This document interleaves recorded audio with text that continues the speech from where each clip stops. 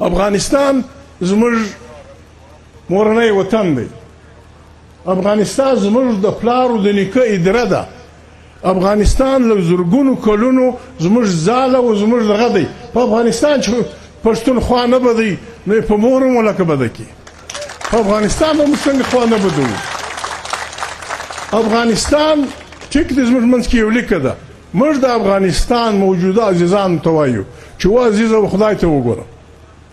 دا جرګه به د داسې مطالبه کوي د طالبه څه چې طالب ماما د افغانستان لومړی خبره د افغانستان د استقلال حفاظت دی. وچه به د افغانستان جنډۍ ټینګه نه سي موږ هم تر شا ولاړ یو.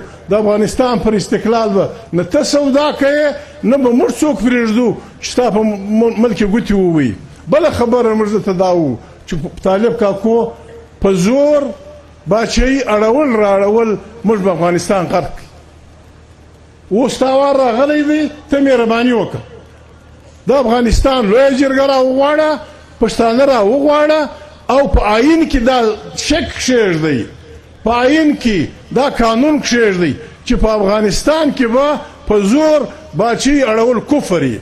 ګسره به څوک په زور باچهي نه اړوي چې موږ دې ته دا پوله نه ولګوو زموږ وطن بیا د زورورو سانډانو دغه جوړیږي میدان.